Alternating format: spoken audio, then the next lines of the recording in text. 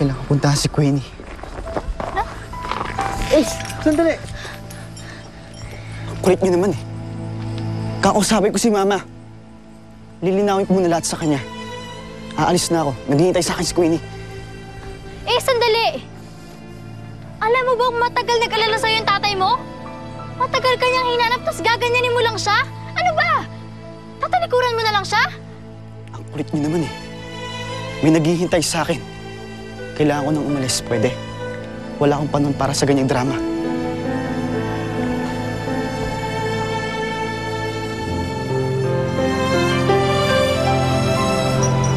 Wala siyang ibang bukang bibig kundi si Queenie.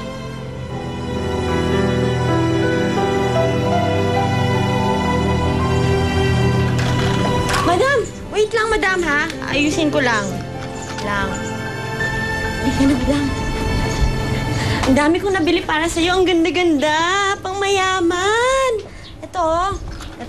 Bagay na bagay ito sa'yo, di ba? Red yung favorite color mo.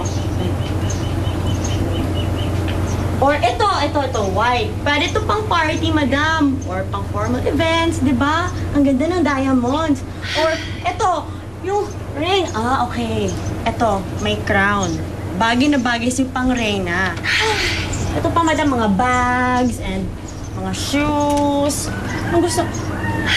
Madam, okay ka lang. Ewan ko, Darla. Kahit ano yatang mamahaling alahas at bahag, hindi yata matatakpan ang nadarama ko. Bakit, madam? Is something bothering you?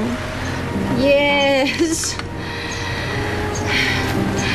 You know, my children, my boys, especially, Ace, I'm so scary. Natatakot ako because, you know, the real one. Yung tatay na tunay, kukunin siya. Tunay niyong tatay? Yes. He's alive. My ambitionless #1 ex-husband. Eh, bakit, madam? Sinabi ba niya na kunin niya ang anak mo? Truth. But hindi ako papayag, no? It's death to me, death. Kahit hindi kami close ni Ace. I'm still her mother. Iniwanan na tayo ni Kuya. Umalis na. Nagmamadali. Nihintay pa raw siya ni Queenie. Kailan pa naging close yung dalawang yun? Ewan ko. Hindi man lang niya napansin yung bago kong itsura. Si Ate Alice, selos. Ay! Kailan hindi tumigil ka nga? Siguro hindi ko dapat sinabi sa kanya ang totoo. Hindi ko lang mapigilan eh. Ipeng, bigyan mo ng sapat na panahon ng anak mo para makapag-isip. Alam naman niya kung paano ka naging mabuting ama kay Alice. Sigurado ako, bibigyan ka rin niya ng pagkakataon para maging tatay niya. Malaki ang utang na loob ko sa pagpapalaki mo kay Alice. Kung meron lang akong magagawa para mapaglapit kayong mag-ama, gagawin ko para sa'yo. Salamat.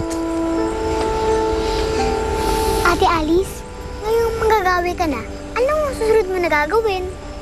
Oo nga, Alice. Huwag mong tigilan yun. Kailangan mong gawin. Dahil lamang sa problema namin ni Ace. Kailangan ko pong maligtas si Tatay Hilario at ang buong ampunan kay Esmeralda.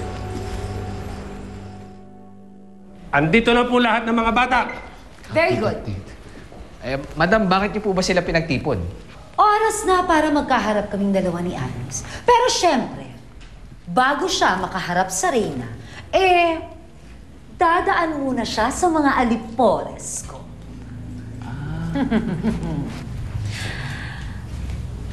Ito.